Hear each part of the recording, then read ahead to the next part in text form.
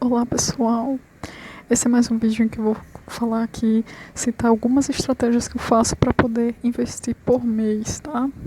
E o grande objetivo, né, gente, dessas estratégias é poder alcançar a reserva de emergência. Então, eu vou citar aqui algumas estratégias. Para quem não sabe o que é reserva de emergência, eu vou estar preparando uma série só falando sobre isso, certo, gente? Falando um pouquinho mais sobre o quão fundamental é construir uma reserva de emergência, né? Eu ainda vou construir fazer uma série falando sobre esses assuntos, tá bom?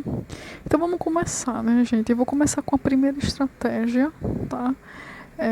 Que é a seguinte, né? Eu sei que o vídeo tá um pouquinho longo porque eu já tinha gravado um áudio, mas eu vou ter que fazer novamente. Pronto, a primeira estratégia, gente, que eu vou citar é quando eu vou ainda separar a renda que eu ganho, né? Tipo, organizar parte para reservar e outra parte para uso do dia a dia. O que eu quero dizer com isso, gente? É quando, assim que eu recebo minha fonte de renda, eu já pensar, tá? Quanto eu vou separar, quanto eu vou poder separar para uma reserva, quanto eu vou poder separar para poder fazer minhas compras de necessidades, né, das minhas necessidades básicas. Então eu levo em conta isso, eu levo em conta também coisas no futuro, o que eu vou pensar para o futuro, enfim, se eu pretendo fazer um curso.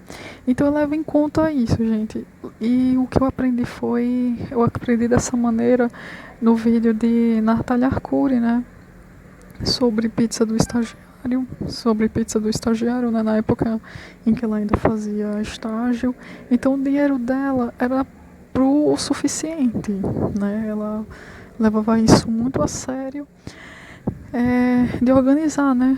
Quanto ela ia reservar para cada área na vida dela. Aí eu pensei, por que não, né, gente? E eu consegui comprar meu notebook, né? Então eu ainda vou fazer um vídeo, né? O último vídeo eu vou falar um pouquinho mais sobre minhas estratégias de como eu consegui comprar o meu notebook e foi seguindo essa estratégia de Natália Arcuri também. E outras coisas que eu vou falar lá no último vídeo aqui da série, né? Que eu vou falar como é que eu comprei meu notebook. Mas voltando, né, ao assunto, né, gente? É isso. Eu acredito que é dessa maneira que eu, tipo, separo uma parte para reservar, para investir, para poder construir a reserva de emergência, né? De como eu faço para investir por mês, eu acho que é fundamental, tá? Apesar de que eu ainda não posso dizer que estou investindo, ainda não, porque a gente só passa realmente a se dar conta, eu estou investindo quando a gente já está na renda variável, né? Já tipo, bem diferente da renda fixa, né? Porque se no momento eu estou ainda construindo a reserva de emergência, é porque eu ainda estou levando em conta ainda equilibrar as despesas, né?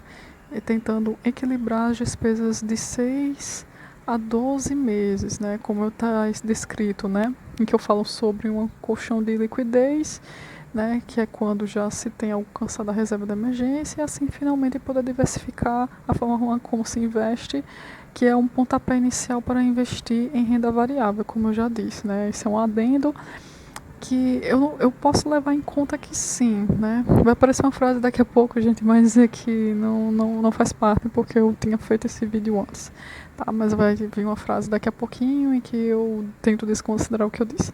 Mas é isso, gente. Existe uma grande diferença, né? Porque no momento que você alcança o equilíbrio das suas despesas, você vai poder então constituir o seu colchão de liquidez. No momento que você alcança o seu equilíbrio, né? Tipo, minha meta, por exemplo, é alcançar de fato de 6 a 12 meses de despesas, né? Seja em 6 meses e 12 meses, né? Ou um ano, né?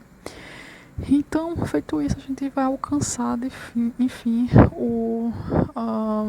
de alguma maneira, poder, então, entrar num colchão de liquidez, né? Começar a construir, de fato, um colchão de liquidez que vai poder ser utilizado aí para geração, tipo, você poder investir em renda variável, né? Poder alcançar o equilíbrio das despesas para, então, e adentrar para renda variável, né? No momento que a gente começar a equilibrar as despesas, né? E, tipo, construir a reserva de emergência, você já está podendo, então, construir sua colchão de liquidez, que vai ser uma renda à parte que você vai ter, né, separado da reserva da emergência, para poder diversificar em outros investimentos, tá? Na renda variável, como multimercado, um fundo imobiliário, né? Que foram algumas coisas que eu estudei, né, na Empíricos.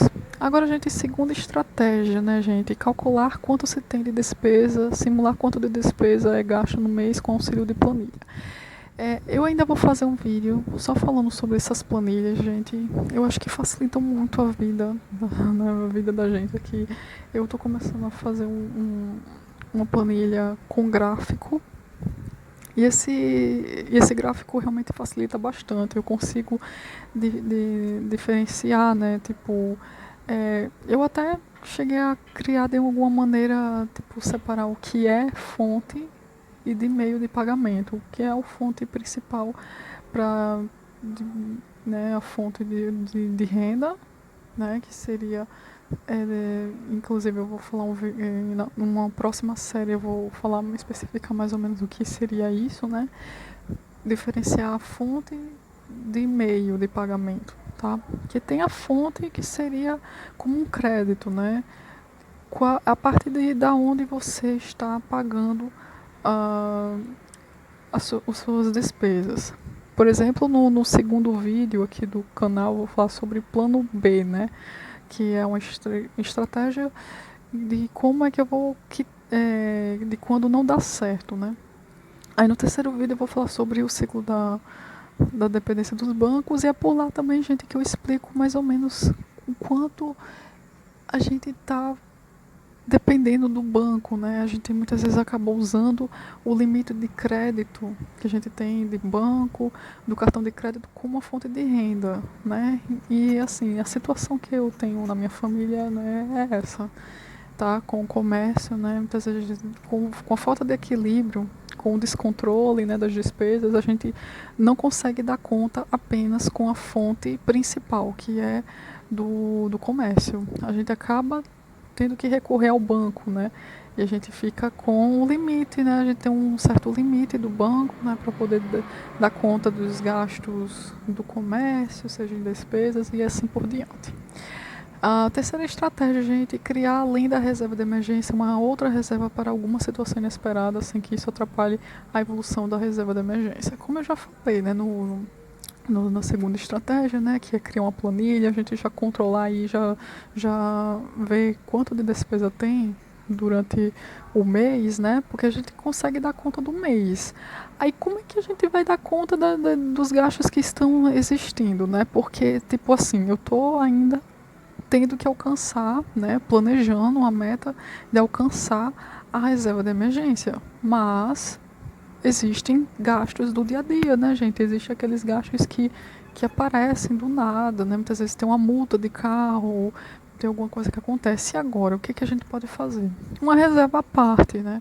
Porque se, tipo assim, a gente não pode apenas deixar para resolver tudo quando chegar no equilíbrio, né? Porque, de fato, a reserva de emergência é para situações de conflito, tipo, né, de realmente você poder equilibrar aí as coisas que acontecem, né?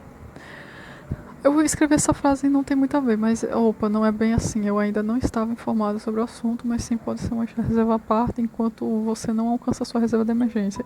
Era quando eu estava falando sobre, gente, o colchão de liquidez. Aí eu escrevi, pois para alcançar sua reserva de emergência é recomendado reservar 3 vezes os custos que se tem, de 6 a 12 meses, o que é muito tempo. Então é bom criar uma reserva à parte para outras pendências, para não atrapalhar, né, a evolução que você tem de investimento, né? Tipo, eu botei tão rápido que não deu para ler o final. Mas é mais ou menos isso, gente. Como a reserva de emergência equivale a 6 a 12 meses de gastos do período, não tem como a gente deixar de lado outras despesas que estão sempre vindo, né? E apenas chegar na meta da reserva de emergência, não dá. Então, eu faço uma reserva à parte, né?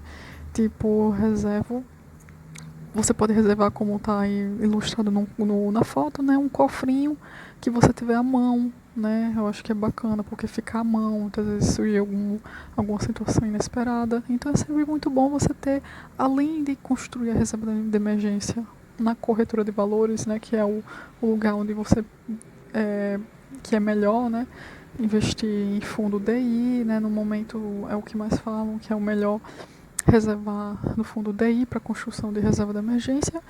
Daí você já tem uma reserva à parte, né, que esteja disponível para você. Tá? Então é assim que eu tento fazer pelo menos uma vez ao mês. Eu já decidi quanto eu vou reservar na corretora e outra parte, né? Quarta estratégia, gente, planejar quando irá fazer o depósito ou transferência. Essa parte é muito interessante, tipo, a gente já saber quando eu irei, né? Quando é que eu vou à lotérica, quando é o melhor momento, né? Eu acho que muitas vezes, devido à situação que está acontecendo, eu gravei esse vídeo dia 23, esse dia eu tive que ir à lotérica de qualquer jeito e muitas vezes as filas estão enormes, né? Assim, ultimamente não tem assim como eu saber o dia melhor, tipo, que não tem muito fluxo de pessoas frequentando, né, o banco. Então, o que eu posso fazer? É levar em conta o custo de oportunidade, né? Quando a gente leva em conta o custo de oportunidade, é a gente usar aquele tempo para fazer algo objetivo ou produtivo. Por exemplo, levar um livro, né? Então, minha estratégia quando eu vou à lotérica é antecipadamente organizar, né? Como eu já mostrei nas outras estratégias, né? Organizar um dia para ver quanto é que eu vou investir, quanto eu vou reservar, uma reserva à parte, quanto eu vou reservar para construir a reserva de emergência. E muitas vezes, se não tiver jeito, se você tiver que ir ao banco de qualquer jeito, né, mesmo tendo muitas filas, leve em conta, vou levar um livro para ler, né? Você muitas vezes pode até ir levar um livro falando sobre finanças ou alguma coisa que você possa estar ocupado de forma que esse tempo que você estiver utilizando, não você não acabe ficando sem ter o que fazer, tá? Então, inclusive, eu estou começando a ler livros sobre Albert Einstein, né? Aquela obra chamada, eu não posso falar esse nome, né? Mas é uma obra que, ai meu Deus. Então, é o que? É uma obra, eu não posso falar do que são, mas são tatatã de fama. Três pontinhos de fama, entendeu? Mais ou menos assim, porque eu não posso falar aqui, né, gente? Porque, né, não dá. Mas é obras de vários autores, né?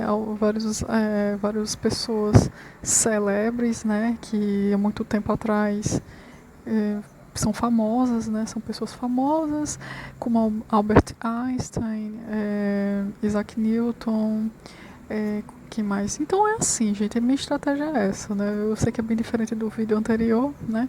Mas é mais ou menos assim, é sobre pessoas famosas, mas eu sei que estou gaguejando demais sobre o assunto, mas é mais ou menos isso aí. Eu estou lendo no momento Albert Einstein, aí eu levei o livrinho, né, pra estar lá na fila, e que é uma fila gigantesca, então já leva em conta o custo de oportunidade, né? Eu sei que eu vou lá. E isso foi uma coisa que eu aprendi no curso de Seiti Arata, gente, um curso do foco, que eu achei fundamental fazer esse curso foco, e é lá que eles ilustram mais ou menos isso, né? Você usar seu tempo a seu favor, um tempo seu que muitas vezes você não tem, de ficar parado, né? Às vezes a gente leva a vida tão corrida, né? A gente às vezes fica parado de vez em quando e é bom, né, usar esse tempo ao nosso favor para ler algum livro, né? Muitas vezes a gente não tem um tempo para parar, poder ler um livro, aí a gente já usa aquele tempo que a gente está na fila para poder levar um livro, né? Para poder ver alguma coisa nova, né? E assim por diante. Então essa foi a quarta estratégia, né, gente? E assim, né, como eu já falei, você poder ter tempo, né, tipo, fazer, mas é importante fazer o possível para poder você não ter que enfrentar tanta fila. Eu acho que é importante você fazer o possível para não ter que enfrentar muita fila e poder conversar melhor com o atendente, tá certo? Vamos ver o que tem mais para falar. Então, gente, esse foi o primeiro vídeo do da série, né, de 5 vídeos sobre bate-papo sobre finanças. Espero que tenha gostado, né, desse primeiro vídeo. O próximo vídeo vai ser o segundo vídeo vai ser sobre o plano B, quando as estratégias, né, que eu acabei de citar falha, né, quando o plano A falha, né, tipo, eu tenho organizado tudo, né, sempre tem um plano B, né, é bom a gente ter um plano B na manga para poder dar conta de quando isso não acontece. Inclusive, nesse dia que eu tive que ir, gente, eu tava pensando em reservar, eu tive que. Foi um interessante, né? Fazer. Daqui a pouco eu falo um pouquinho mais. Agora vamos revisar, gente. Organizar parte para reserva e outra parte para uso do dia a dia. Essa foi a primeira estratégia em que eu falei, né? De tipo, reservar. A segunda estratégia é a gente calcular quanto se tem de despesa, simular quanto de despesa gasto no mês, com auxílio de uma planilha, né? Inclusive eu já ensinei, vou ensinar sobre isso. A terceira estratégia, né, criar além da reserva da emergência outra reserva à parte. E quarta estratégia é planejar quando irá fazer o depósito ou transferência. Gente, espero que tenha gostado. Até mais. Bem rapidinho, aconteceu que eu tive que pagar a multa da conta, né, que já passou um mês de internet, na conta de mês da internet tinha acabado, e tinha que pagar a multa e eu tava para fazer uma reserva, mas eu pensava em comprar um sorvete. Aí o que é que aconteceu? A moça acabou pagando a multa e não deu para comprar o sorvete, ou seja, foi bom, né, levar uma reserva a mais, né? Isso que eu acabei de contar seria um exemplo de plano B. Muitas vezes você leva uma parte a mais, né? Apesar de que era para mim reservar na minha conta, eu tive que pagar a conta, a multa que era da internet. Né? Na verdade, eu ainda não sou, né? Assim, quem paga as contas da casa, mas foi importante, né, gente? É isso. Até mais. Espero que tenha entendido. Até mais.